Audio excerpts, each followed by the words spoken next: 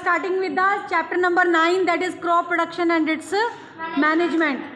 ठीक है, तो क्रॉप प्रोडक्शन कैसे होती है बेटा देखेंगे. फर्स्ट ऑफ ऑल रीड करते हैं बेटा इसको. All organisms need food for their growth and sustenance. सबको जीने के लिए, ग्रोथ के लिए और अपने आप को जिंदा रखने के लिए क्या ज़रूरी चाहिए? फूड की ज़रूरत होती है. So plants can prepare their own food through the photosynthesis. Plants can prepare their own food through the process of photosynthesis. Plants अपना खाना खुद फोटोसिंथेसिस की हेल्प से बना सकते हैं. फोटोसिंथेसिस का मतलब क्या होता है? Photosynthesis, photo means light, synthesis मतलब मिक्सिंग टुगेदर. लाइट की प्रेजेंस में खाने को पकाना, that process is called as photosynthesis. ठीक है, तो ऐसे एनिमल्स को हम क्या कहते हैं? और ऐसे ऑर्गेनिजम्स को हम क्या कहते हैं? They are called as autotroph. Plants are autotroph and rest of organisms including human beings are heterotroph.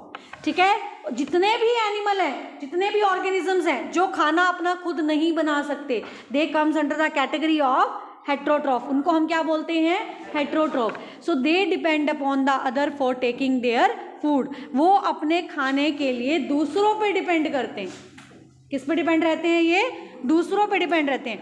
So to meet the demand for food, prehistoric human use to gather the food from the forest. आपने पढ़ा है आदि मानव के बारे में, ठीक है, early man के बारे में. वो क्या करता था? वो खाना खुद नहीं बना सकता था, तो वो क्या करता था? वो खाने को इकट्ठा करता था, गैदर करता था फॉरेस्ट से. And they started settling at the place close to the water resources. फिर उसने क्या किया? पहले तो इकट्ठा करता था, फिर धीरे धीरे वो जहाँ पे पानी का सोर्स मिल जाता था वहाँ पे उसने रहना शुरू कर दिया. एंड अराउंड 10,000 ईयर्स एगो, 10,000 साल पहले, human discovered that they could grow the food giving plants. Human ने ये डिस्कवर करा. क्या डिस्कवर करा? उन प्लांट्स के बारे में डिस्कवरी करी जो खाना देते थे.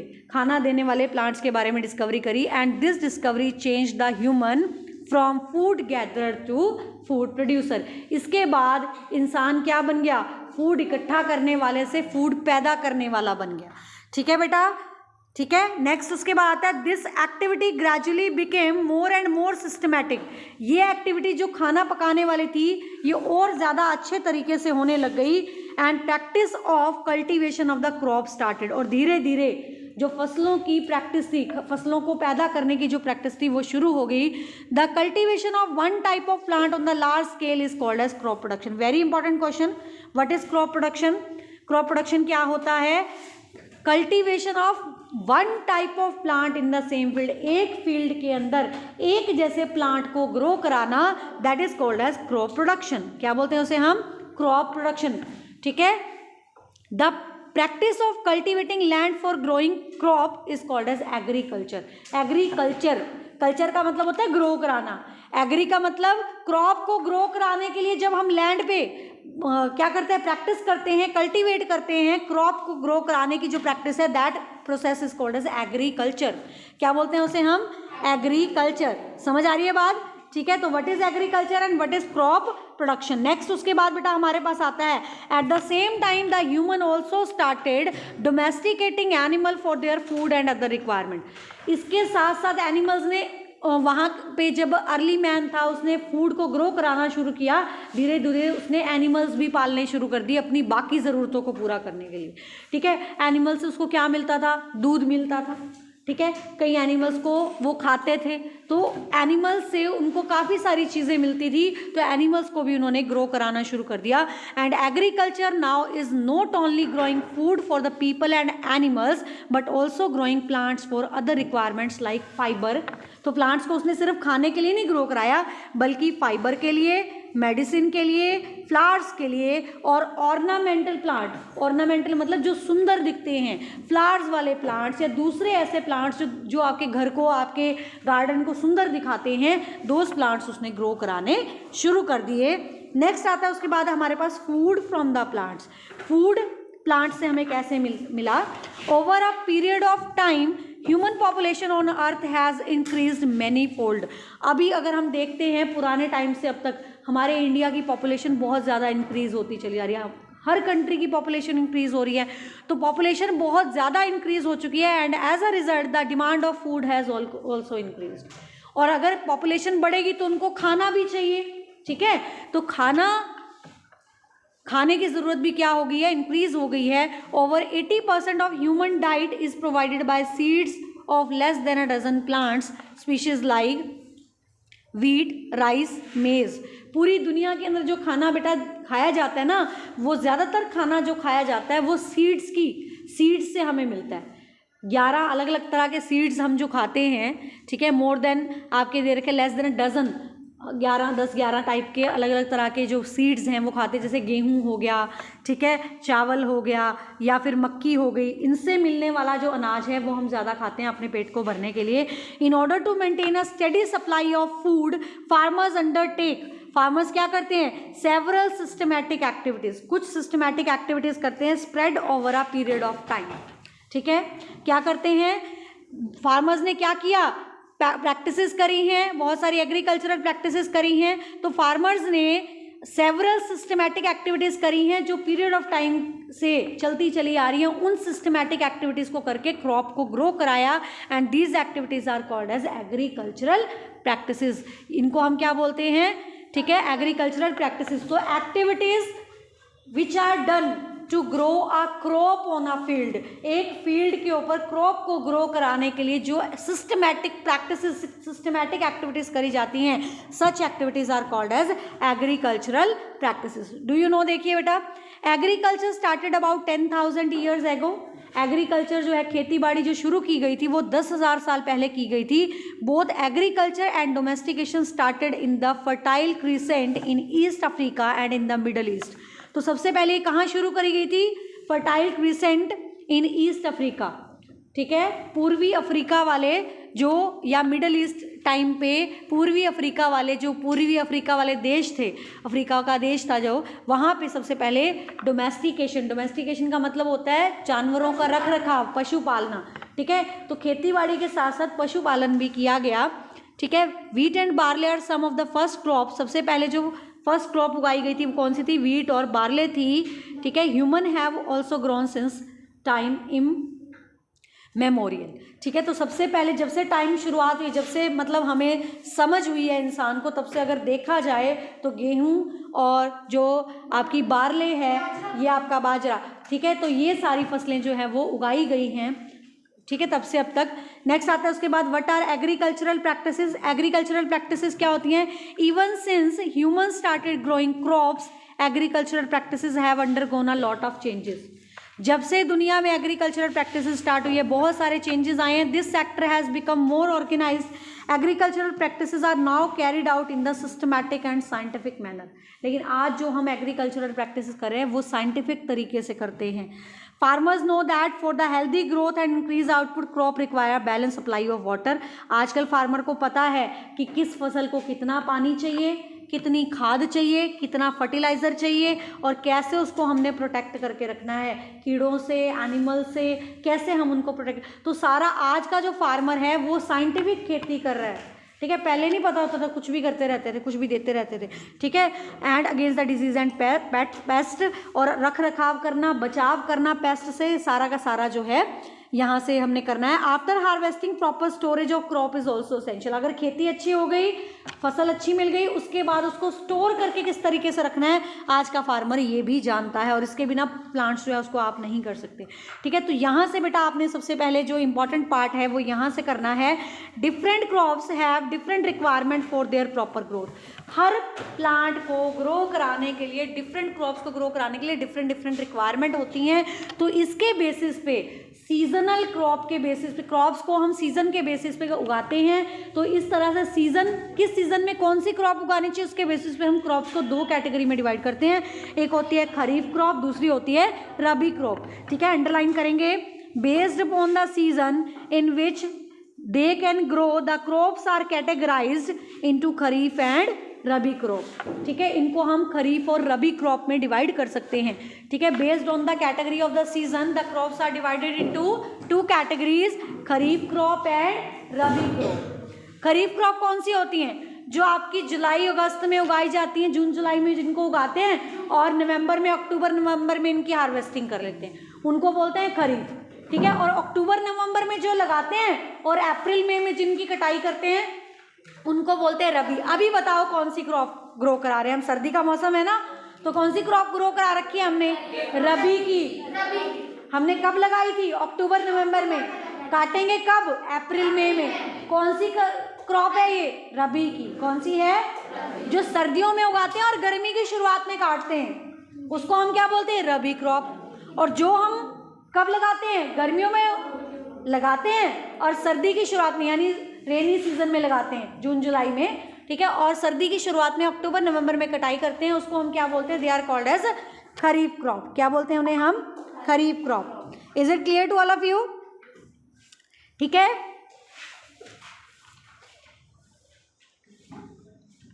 नेक्स्ट बेटा इसके बाद हम डिस्कस करने वाले हैं, इसकी डेफिनेशन लर्न करेंगे। The kharif crop paddy and maize are grown during the month of June to October. These are dependent upon the western monsoon. ठीक है, तो इंपॉर्टेंट क्वेश्चन है, what are kharif crop? The crops which are grown from June to October. ठीक है, from the month of June to October. जो जून से अक्टूबर वाले मंथ में उगाई जाती हैं उन क्रॉप्स को हम क्या बोलते हैं? खरीफ क्रॉप। एग्जाम्पल ऊपर दिए हुए हैं बेटा, पैडी एंड मेज, चावल और मक्की दे रखा है बेटा। दूसरी हमारी कौन सी आती हैं? जो नवंबर से, the crops which are grown during the month from November to April दे रखी है ना बेटा। The crops which are grown from November to April are called as, क्या बोलते हैं इन्हें हम? रबी क्रॉप। एग्जाम्पल इनके करेंगे बेटा, वीट, ग्राम एंड बार्ले। अब क्वेश्चन एक और इंपॉर्टेंट यहां बन गया, name the crop which is dependent upon the western monsoon. Western monsoon पे कौन सी क्रॉप डिपेंड करती है? तो आंसर इज खरीफ क्रॉप। कौन सी क्रॉप जो है वो हम ग्रो कराते हैं? कौन सी? वेस्टर्न मॉनसून में, यानी बारिश के मौसम में कौन सी क्रॉप लगाई जाती है? वेस्टर्न मॉनसून पे कौन सी डिपेंड करती है? खरीफ क्रॉप। एग्जाम्पल बताओ शाबाश खरीफ क्रॉप के, अभी हमने किए पैडी एंड मेज। और रबी क्रॉप के एग्जाम्पल वीट, ग्राम यानी चना, बार्ले, ठीक है, बाजरा, ठीक है। ये सारे क्या है? सर्दियों में उगाते हैं, सर्दियों में उगाते हैं इनको। नेक्स्ट है उसके बाद हमारे पास difference between kharif crop and rabi crop दे रखा है बेटा। खरीफ क्रॉप को कहाँ उगाया है? रेनी सीजन में दे रखा है। टाइम पीरियड कौन सा है? जून से अक्टूबर वाला। एग्जाम्पल करो इसके, पैडी, मेज, सोयाबीन, ग्राउंडनट, चारों हो जाएंगे, ठीक है। उसके बाद दूसरी है रबी क्रॉप, ये वाली कौन सी है? रबी क्रॉप, ठीक है। रबी में कौन से आएंगे? विंटर सीजन में जो हम ग्रो कराते हैं, कब से कब तक? नवंबर टू अप्रैल। एग्जाम्पल्स कौन से हैं? वीट, मस्टर्ड एंड लिनसीड, ठीक है। हाँ जी, बिनोला बोलते हैं बेटा जिसको, ठीक है, जिसका तेल निकलता है। खल भी बनाते हैं ना, लिनसीड की खल देते हैं जानवरों को, बिनोले की खल, ठीक है। तो वो क्या है? That is the linseed. Next आता है बेटा इसके बाद हमारे पास, डू यू नो, देखेंगे the word rabi. Rabi word कहाँ से आया है? अरेबिक लैंग्वेज का वर्ड है। रबी वर्ड कहाँ से आया बेटा? अरेबिक लैंग्वेज से, ठीक है। कहाँ से आया? अरेबिक लैंग्वेज से आया है। तो rabi word has come from Arabic, और अरेबिक का मतलब क्या होता है? स्प्रिंग सीजन, यानी स्प्रिंग का मतलब बसंत जिसको बोलते हैं। बसंत ऋतु में काटते हैं ना इसको, रबी की क्रॉप को। अभी कटनी शुरू हो जाएगी, आपकी बसंत चल रही है ना। बसंत खत्म होती है तो रबी कटती है, ठीक है। The rabi crops are named so because they are harvested in the spring season में इसकी कटाई करी जाती है, इसलिए इसको रबी क्रॉप कहा जाता है। सिमिलरली जो खरीफ है, इसका मीनिंग क्या होता है? ऑटम। ऑटम मतलब पतझड़, ऑटम मतलब पतझड़, ठीक है। जब सर्दी आती है तो सारे पत्ते झड़ते हैं शुरुआत में, अक्टूबर नवंबर में। तो अरेबिक भाषा में खरीफ का मतलब होता है ऑटम, ठीक है। ऑटम में इसकी कटाई करी जाती है, इसलिए इसको खरीफ क्रॉप कहा जाता है। So guess when the kharif crop get harvested. खरीफ क्रॉप कब हार्वेस्ट करी जाती है? कर लेंगे बेटा। नेक्स्ट उसके बाद हमारे पास आता है नेक्स्ट टॉपिक। अब हम करते हैं what are various agricultural practices. Agriculture practices कौन कौन सी है? पहले तो एग्रीकल्चरल प्रैक्टिसेस हम डिफाइन करते हैं कौन सी होती है। The practices to grow, various practices to grow, done to grow, बहुत सारी ऐसी एक्टिविटीज जो आपकी फसल उगाने में करी जाती है। ऐसा तो नहीं आज तुम बीज डालो कल को फसल उग जाएगी और काट लो, ऐसा तो नहीं होता ना। होता है टाइम लगता है ना। सबसे पहले क्या करते हैं, बीज डालने से पहले भी तैयारी करनी पड़ती है खेत की, खेत में हल चलाना पड़ता है, मिट्टी को इवन करना पड़ता है ना। तो वो कुछ एग्रीकल्चरल प्रैक्टिसेस है। सबसे पहली प्रैक्टिस है प्रिपरेशन ऑफ सॉइल, सॉइल को तैयार करना। दूसरी है सोइंग ऑफ सीड, बीज बोना। तीसरी है addition of manure and fertiliser, खेत में खाद डालना या केमिकल फर्टिलाइजर होते हैं वो खाद जो केमिकल से बनाई गई है, ठीक है, उसको हम फर्टिलाइजर कहते हैं। चौथी है इरिगेशन, इरिगेशन का मतलब होता है सिंचाई करना, पानी देना खेतों में। उसके बाद है crop protection from weeds and paste, जब फसल खड़ी होती है तो उसको कीड़ा भी लगेगा, ठीक है, उसके अंदर बिना मतलब के फालतू के प्लांट्स भी ग्रो करेंगे, उनका ध्यान रखना ताकि आपकी क्रॉप को बचाया जा सके, खराब ना हो जाए वो। हार्वेस्टिंग, हार्वेस्टिंग का मतलब होता है कटाई करना, ठीक है। और लास्ट क्या है स्टोरेज। अब बताओ मुझे शाबाश, सीक्वेंस में बताओ कौन कौन सी एग्रीकल्चरल प्रैक्टिसेस। सबसे पहली प्रिपरेशन ऑफ सॉइल,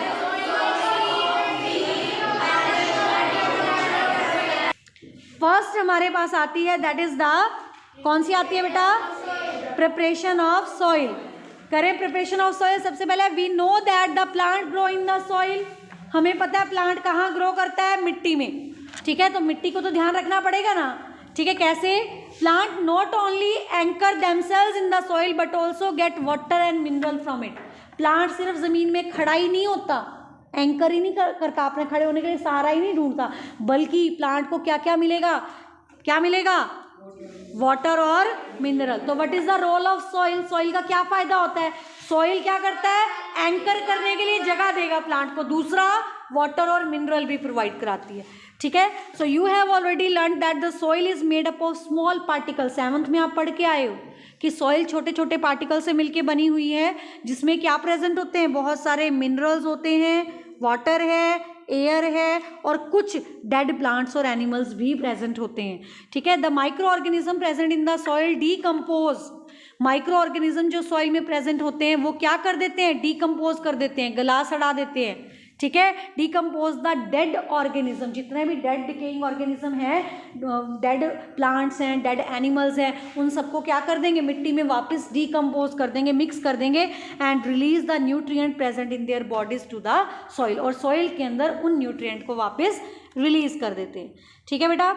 उसके बाद although soil is very good medium for germination और growth of the seed, seed के ग्रो करने के लिए सॉइल बहुत अच्छा मीडियम है।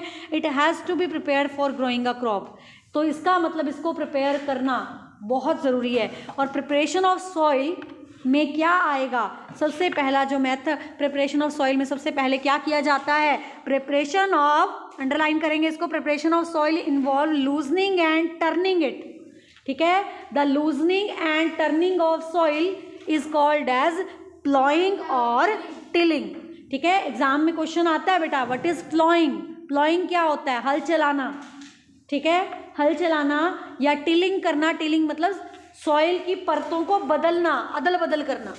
जब आप खेत में हल चलाते हो तो नीचे वाली मिट्टी ऊपर आ जाती है, ऊपर वाली नीचे जाती है, होता है ऐसा, पलट दिया आपने, फेर पलट कर दिया। So the preparation of soil involves the loosening and turning it, this is called as ploughing. और इसको हम कैसे करेंगे, it is done with the help of wooden और आयरन प्लो, इसको या तो लकड़ी के हल से या लोहे के हल से करते हैं, या तो बैल खींचेगा इसको बाय द ऑक्सन और बाय अ ट्रैक्टर, या फिर ट्रैक्टर इसको जाके क्या करता है, खींचता है।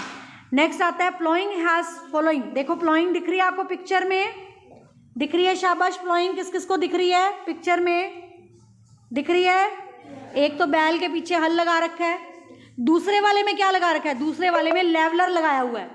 लेवलर क्या होता है, जो खेत को बराबर करता हुआ चलता है, पीछे पट्टा सा लकड़ी का लगा हुआ है ना, ठीक है। नॉर्मल लैंग्वेज में इसको क्या कहते हैं, सुहागा, सुना है, सुहागा, सुहागा मीन्स टू से एक ऐसा लेवलर जो मिट्टी को बराबर करता जाएगा। देखो हल तो क्या करता है, मिट्टी को खोदता हुआ चलता है, ठीक है, नुकीला होता है, लेकिन लेवलर, लेवलर मतलब एक फट्टा सा दूसरे पिक्चर में लगा हुआ है, वो फट्टा सा उसको बराबर करता चलेगा, that is the leveller.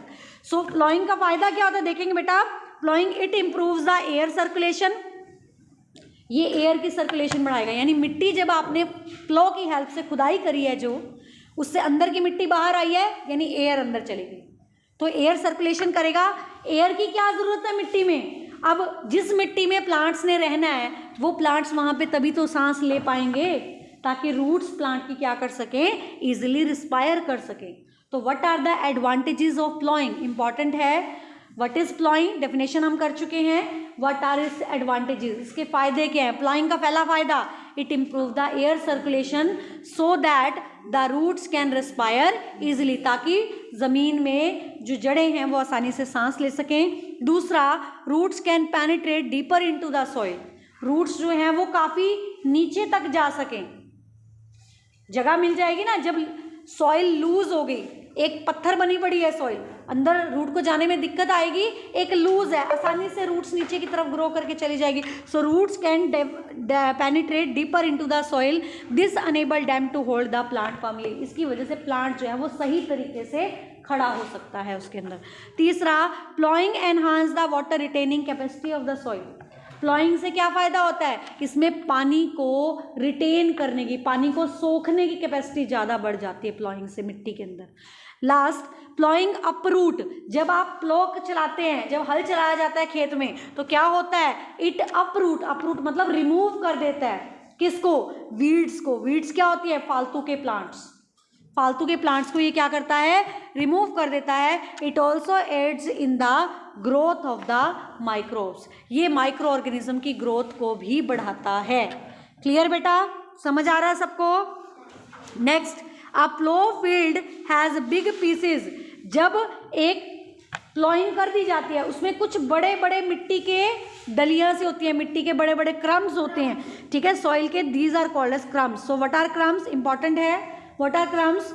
The ploughed field has big pieces of soil called as crumbs, इनको हम क्या कहते हैं?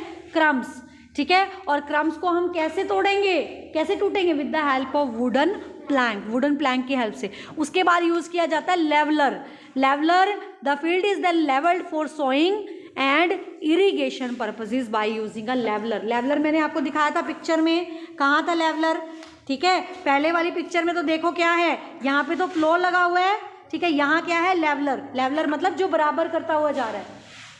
क्लियर बेटा, समझ आ रही है? नेक्स्ट आता है उसके बाद सेकंड स्टेप हमारा कौन सा है? सोइंग। सोइंग कैसे करते हैं? सोइंग का मतलब होता है बीज बोना। सोइंग मतलब क्या होता है? बीज बोना।